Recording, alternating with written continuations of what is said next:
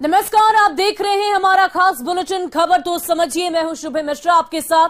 चलिए करते हैं खबरों की शुरुआत। नए साल के दस्तक के साथ ही बिहार में चुनावी रंजिश में खूनी खेल की शुरुआत अब की जा चुकी है। समस्तीपुर में दो गुटों में जमकर मारपीट हुई, जिसमें 10 से ज्यादा लोग जख्मी हो गए।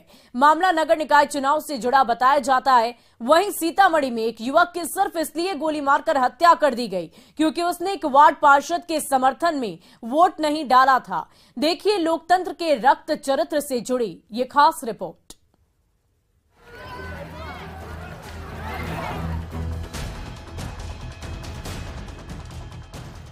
कड़ाके की ठंड में दे दनादन, लोगों के बीच जमकर हो रही मारपीट और कुहासे के बीच अफरा तफरी का माहौल। तस्वीरें समस्तीपुर के सदर अनुमंडल के वार्ड नंबर 42 की है, जहां नगर निकाय चुनाव के बाद रहीमपुर रुदौली में विजय जुलूस रण क्षेत्र में तब्दील हो गया। दो गुटों के बीच हिंसक झड़प में 10 से ज्यादा लोग घायल हो गए। दरअसल नगर निगम वार्ड संख्या 42 से फिरदौसी खातून वार्ड पार्षद चुनी गई थी और उनके समर्थक विजय जुलूस निकाल रहे थे, लेकिन हारने वाले प्रत्याशी नौसवा प्रवीण के समर्थकों की ओर से उस एरिया से गुजरने का विरोध किया गया और फिर कहासुनी होने लगी। देखते ही देखते नजारा पत्थरबाजी में तब्दील हो गया, लोगों के सिर भी फट गए। बहुत इतना पत्थर गिरा, हम मस्जिद के पास थे, जो हमको यहाँ पर चोट लग गया है। किसके द्वारा?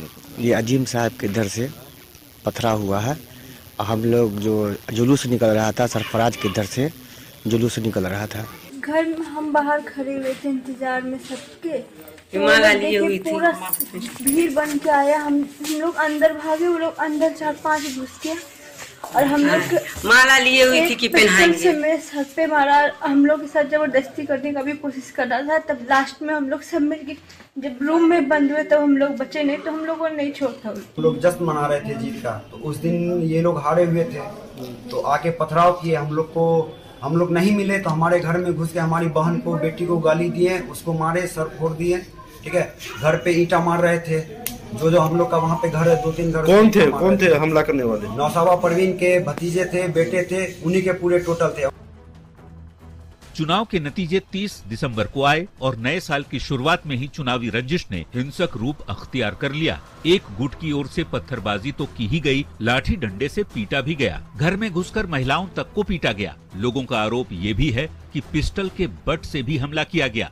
फिलहाल जख्मी 10 से ज्यादा लोगों का इलाज सदर अस्पताल में चल रहा है। अब ये तस्वीर सीतामढ़ी की है, जहां चुनावी रंजिश में शनिवार को एक युवक की हत्या के बाद लोगों का गुस्सा सड़क पर फूट पड़ा।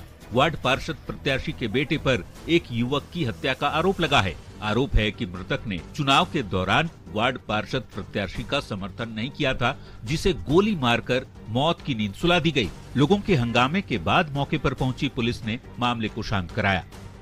मामला एक अपराधी घटना हुई, जिसमें एक कैरवा गांव के ग्रामीण है, उनका हत्या कर दिया गया था। रात में कार्रवाई करते हुए एक अपराधी को गिरफ्तार किया गया है।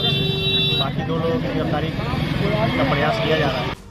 ऐसी वारदातों ने लोकतंत्र के पर्व को कलंकित कर दिया है। एक बार फिर ये जग जाहिर हो गया कि चुनावी रंजिश खूनी संघर्ष में तब्दील होते देर नहीं लगती, क्योंकि इससे पहले भी पंचायत चुनाव के दौरान भी झड़प की कई हिंसक तस्वीरें आ चुकी हैं। जीते हुए मुखिया प्रत्याशी तक की हत्या कर दी जा चुकी है। न्यूज़ 18 के लिए सीतामढ़ी से राकेश रंजन और समस्तीपुर से मुकेश कुमार की रिपोर्ट। और चलिए अब बिहार में चुनावी रंजिश के मायने को समझिए। दरअसल हाल ही में बिहार में नगर निकाय के चुनाव हुए हैं और पहली बार मेयर, डिप्टी मेयर का जनता ने चुनाव किया। शांतिपूर्वक चुनाव तो संपन्न हो गया, लेकिन अब रंजिश जारी है। समस्तीपुर में हारे हुए वार्ड पार्षद के समर्थकों ने हिंसा की। विजय जुलूस निकाल रहे प्रत्याशी के समर्थकों पर जोरदार हमला हुआ। और ये भी समझने वाली बात है कि सीतामढ़ी में चुनावी रंजिश में एक युवक की हत्या कर दी गई।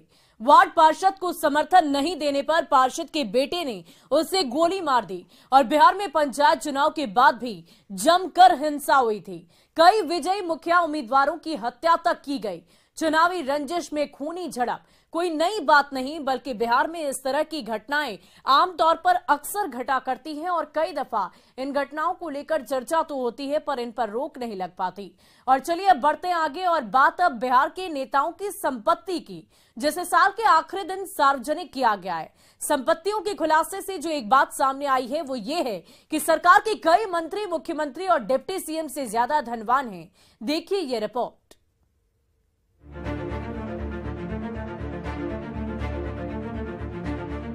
नीतीश कैबिनेट के मंत्रियों की जो संपत्ति सार्वजनिक की गई है, उससे जाहिर होता है कि सरकार के कई मंत्री सीएम नीतीश कुमार और डिप्टी सीएम तेजस्वी यादव से ज्यादा धनवान हैं, अमीर हैं। जहां तक सीएम की बात है तो मुख्यमंत्री की कुल संपत्ति 16,68,869 रुपये है, जिनमें नकद, बैंक बैलेंस, गहने, वाहन और निजी सामानों का लिस्ट शामिल है। डिप्टी सीएम तेजस्वी यादव के पास 4 करोड़ से ज्यादा की संपत्ति है, जिसमें नकद, गहने, कृषि और गैर कृषि जमीन के आंकड़े शामिल हैं। बड़ी बात यह कि तेजस्वी से ज्यादा संपत्ति उनकी पत्नी के पास है, लेकिन संपत्ति को सार्वजनिक किए जाने की जो लिस्ट सामने आई है, उसमें सीएम और डिप्टी सीएम से ज्यादा नीतीश कैबिनेट के मंत्री ही अमीर हैं। राजस्व मंत्री आलोक मेहता सबसे धनी मंत्री हैं। इनके पास 25.32 करोड़ की संपत्ति है। पटना में 4 करोड़ का प्लॉट आलोक मेहता के नाम है। 5 मंत्रियों के पास 5 करोड़ से ज्यादा की संपत्ति है। उद्योग मंत्री समीर महासेठ 16 करोड़ से ज्यादा की संपत्ति के मालिक हैं। सहकारिता मंत्री सुरेंद्र यादव के पास 10 से ज्यादा मकान और प्लॉट हैं। परिवहन मंत्री शीला कुमारी के पास कई करोड़ की जमीन और फ्लैट हैं। जल संसाधन मंत्री संजय झा और उनकी पत्नी के पास करोड़ों की संपत्ति है। कृषि मंत्री कुमार सर्वजीत भी करोड़ों की संपत्ति के मालिक हैं। करीब 1.5 करोड़ की संपत्ति के मालिक तेजस्वी के बड़े भाई तेज प्रताप यादव हैं, तो अशोक चौधरी और फैमिली के पास करीब 4.5 करोड़ की संपत्ति है। नेताओं की संपत्ति के खुलासे को लेकर सियासी बयानबाजी भी खूब हो रही है। सत्ता पक्ष जहां बीजेपी की मंशा पर सवाल खड़े कर रहा है, तो वहीं बीजेपी महागठबंधन की सरकार के मंत्रियों की संपत्ति को हाथी का दांत बता रही है। लोकतंत्र में राजनीतिक दलों की नेताओं की संपत्ति जनता का आशीर्वाद और समर्थन होता है। यही संपत्ति श्री तेजस्वी यादव जी के पास है। इससे बीजेपी परेशान है।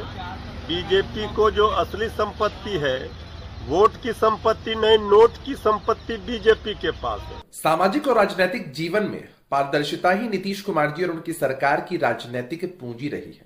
लेकिन इन बातों से भाजपा के नेताओं के पेट में दर्द होगा ही, क्योंकि उनके लिए राजनीति जनसेवा नहीं बल्कि स्व को लाभ कैसे मिले, ये सबसे बड़ी प्राथमिकता है। जदयू और राजद के मंत्रियों ने और माननीय मुख्यमंत्री और उप मुख्यमंत्री ने जो अपनी संपत्ति की घोषणा की है, ये हाथी का दांत दिखाए हैं। खाने का कुछ और, दिखाने का कुछ और। श्री तेजस्वी यादव जी, आप इतने अकूत संपत्ति के मालिक, आप बालिक होने के पहले ही हो गए थे। वो सब संपत्ति तो आप दिखाए नहीं। सीएम नीतीश कुमार ने अपनी कैबिनेट के सभी मंत्रियों, विधायकों और एमएलसी के साथ ही तमाम अधिकारियों से हर साल संपत्ति का ब्यौरा सार्वजनिक करने का निर्देश दे रखा है। ऐसे में हर साल दिसंबर महीने के आखिर में नेता और अधिकारी अपनी निजी संपत्ति का लेखा जोखा सार्वजनिक करते हैं। अब संपत्ति की लिस्ट सामने आने पर इस पर सियासत तेज हो गई है।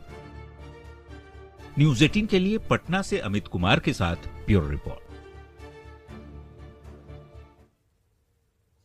और चलिए हम नेताओं की संपत्ति पर हो रही सियासत को समझिए।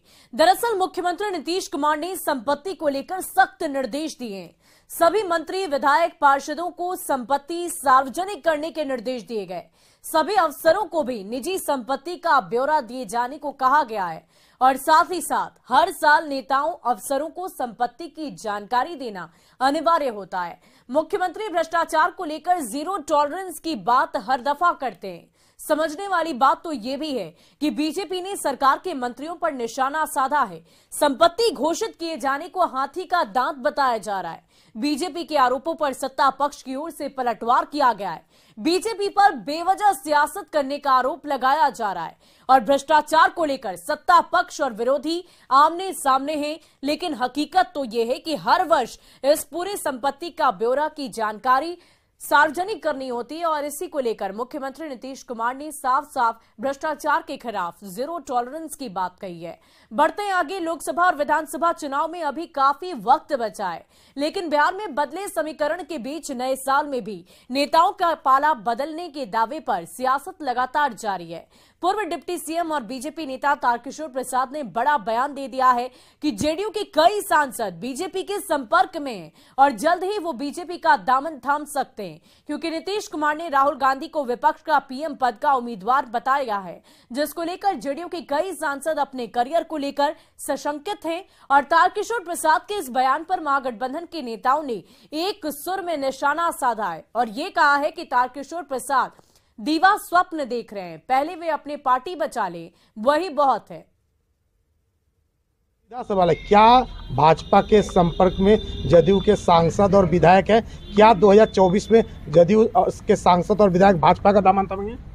नहीं, निश्चित तौर पर अभी सामने में अभी 2024 का संसदीय चुनाव है और जनता दल यूनाइटेड के कई सांसद भारतीय जनता पार्टी के संपर्क में हैं, क्योंकि उन्हें पता है कि हम जिस नाव पर चढ़े हैं वो नाव डूबना है, वो नाव का किनारा नहीं लगना है। लोग स्वागत के लिए तैयार है?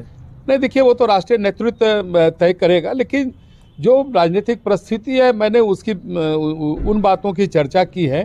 बेचारे तारकिशोर प्रसाद जी उप मुख्यमंत्री थे, नेता प्रतिपक्ष भी नहीं बनने दिया, तो अब सुशील मोदी जी हों, विजय सिन्हा जी हों, तारकिशोर बाबू हों, हर कोई इसी प्रतिस्पर्धा में लगा हुआ है कितना खिलाफ बोले नीतीश कुमार जी के, ताकि कुछ पॉलिटिकल टीआरपी मिल सके। हमारी पार्टी हमारे कुनबे की चिंता करने से बेहतर है अपनी पार्टी के विषय में सोचिए। 2022 में सरकार से बीजेपी बाहर हुई, अब बीजेपी के आधे से अधिक विधायक बीजेपी छोड़ेंगे। अभी तो एक नेता राजीव रंजन जी उपाध्यक्ष ने पार्टी छोड़ी है, अभी तो शुरुआत हुई है। 2023 में तो बीजेपी का ताश की पत्ते की तरफ बिखरना तय है। भविष्य देखते हुए भाजपा का एक बहुत बड़ा धारा महागठबंधन के विभिन्न दलों के साथ संपर्क में है और ये बात भारतीय जनता पार्टी के तथाकथित बड़े नेता भी जानते हैं। इसीलिए अपने विधायकों को, अपने कार्यकर्ताओं को भारतीय जनता पार्टी तक रोके रखने के लिए वो इस तरह के बयान दे रहे हैं। और कौन किसके संपर्क में है, इस बयान पर जारी सियासत को समझते हैं। दरअसल साल 2024 में लोकसभा का चुनाव होना है और बिहार में अब महागठबंधन की सरकार है। नीतीश कुमार अब आरजेडी के साथ हैं और बीजेपी के साथ जेडीयू ने साल 2019 का लोकसभा चुनाव लड़ा था। बीजेपी नेता तारकिशोर प्रसाद ने जेडीयू सांसदों के संपर्क की बात कही है और समझने वाली, गौर फरमाने वाली बात तो ये भी है कि तारकिशोर प्रसाद कह रहे हैं कि जेडीयू के ज्यादातर सांसद बीजेपी के संपर्क में। साल 2024 से पहले 2023 में ही बिहार में बड़ा खेल होने का दावा लगातार किया जा रहा है। तारकिशोर प्रसाद बिहार के डिप्टी सीएम रह चुके हैं और तारकिशोर के दावों को लेकर बिहार की सियासत अब गर्मा गई है। सत्ता पक्ष की ओर से ऐसे दावों को बेबुनियाद बताया जा रहा है और लगातार इस बात की चर्चा, चाहे वो सत्ता पक्ष हो या विपक्ष हो, दोनों की तरफ से की जा रही है कि दोनों पार्टियों के ही जो कुछ नेता हैं, बड़े नेता हैं, वो एक दूसरे के संपर्क में हैं और अलग अलग पार्टियों का जिक्र ये किया जा रहा है, अलग अलग नेताओं की तरफ से ये जिक्र किया जा रहा है कि उनकी पार्टी टूट जाएगी। हालांकि ये तो आगामी वर्ष में, आगामी वक्त सब कुछ बयां करेगा। बढ़ते आगे। पारसनाथ पहाड़ी स्थित जैन समाज से जुड़े तीर्थराज समीत जी शिखर को पर्यटक स्थल घोषित किए जाने के निर्णय को लेकर जैन समाज के लोग लगातार प्रदर्शन कर रहे हैं। दिल्ली से लेकर मुंबई तक जैन समाज के लोगों ने सड़क पर उतरकर प्रदर्शन किया और समीत जी शिखर को धार्मिक स्थल घोषित करने की मांग की है।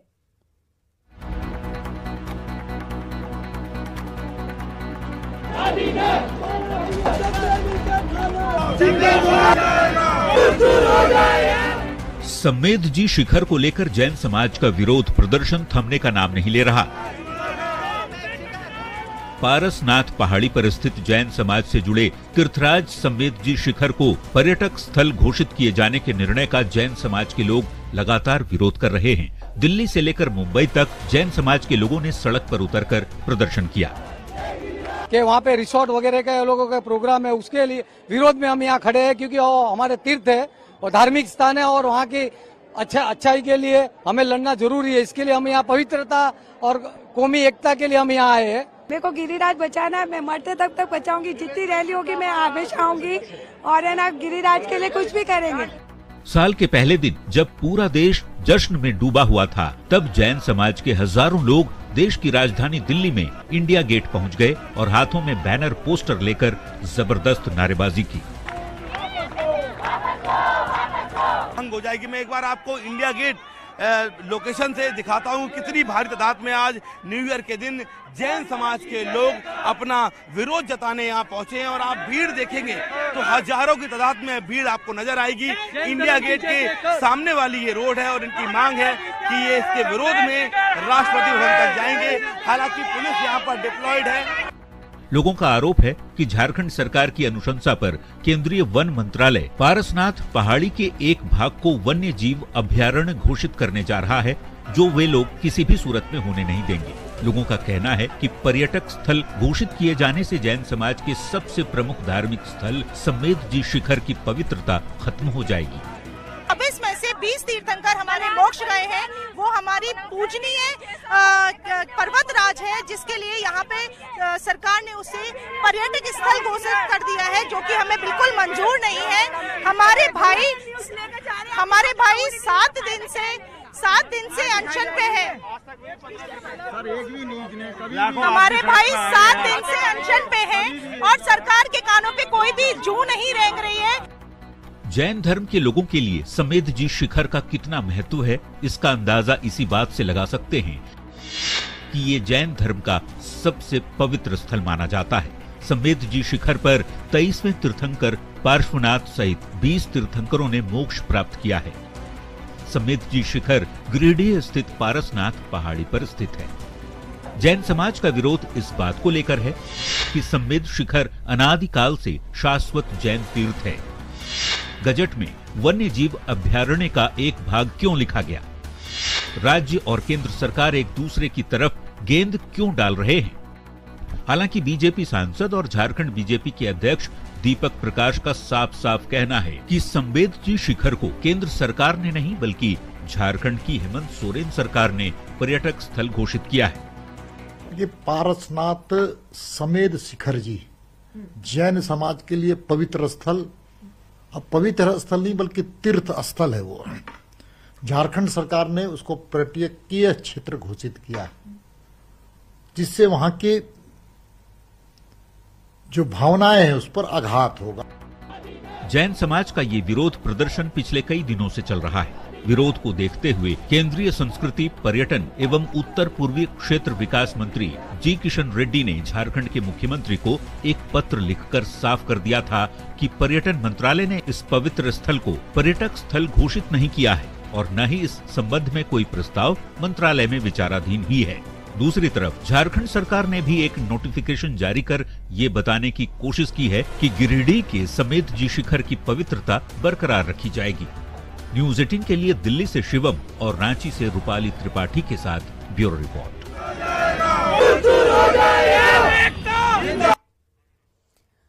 और जैन समाज के विरोध के मायने को समझिए। दरअसल जैन समाज से जुड़े तीर्थराज संवेद जी शिखर इन दिनों चर्चा का विषय बना हुआ है। इसे पर्यटक स्थल घोषित किए जाने के फैसले का विरोध लगातार किया जा रहा है। जैन समाज के लोग लगातार प्रदर्शन भी कर रहे हैं और दिल्ली से लेकर मुंबई तक जैन समाज का प्रदर्शन लगातार हो रहा है। संवेद जी शिखर को धार्मिक स्थल घोषित करने की भी मांग की जा रही है और संवेद जी शिखर का महत्व भी समझ लीजिए।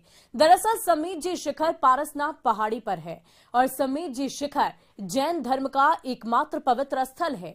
संवेद जी शिखर जैन तीर्थकारों का एक मोक्ष स्थल है और जैन धर्म के 24 में से 20 तीर्थकारों ने यहां मोक्ष की प्राप्ति की है 23वें तीर्थंकर पारश्वनाथ ने भी यहीं पर मोक्ष प्राप्त किया है और इस लिहाज से ये जगह, ये स्थान काफी ज्यादा महत्वपूर्ण हो जाता है। और यही वजह है कि जो जैन समाज के लोग हैं वो काफी ज्यादा प्रदर्शन कर रहे हैं और उनकी तरफ से यही मांग की जा रही है कि किसी भी तरीके से इसे पर्यटन स्थल ना घोषित किया जाए, बल्कि एक धार्मिक स्थल का दर्जा दिया जाए, क्योंकि उनका मानना है कि इस जगह की पवित्रता जो है वो खत्म हो जाएगी। बढ़ते आगे, गया में कार आग की गोली में तब्दील हो गई। अच्छी बात यह रही कि कार पर सवार सभी 6 लोग वहां पर बच गए और कार पर सवार लोग खीजरसराय थाना क्षेत्र के बिहटा गांव में बेटे के लिए लड़की देखने जा रहे थे। बताया जा रहा है कि कार का चक्का पुआल में फंस गया, जिसके बाद टायर में आग लग गई और पूरी गाड़ी को अपनी चपेट में ले लिया। आग लगने की भनक लगते ही उस पर सवार लोग नीचे उतर गए और जब तक फायर ब्रिगेड की टीम मौके पर पहुंची तब तक कार पूरी तरह जलकर खाक हो चुकी थी।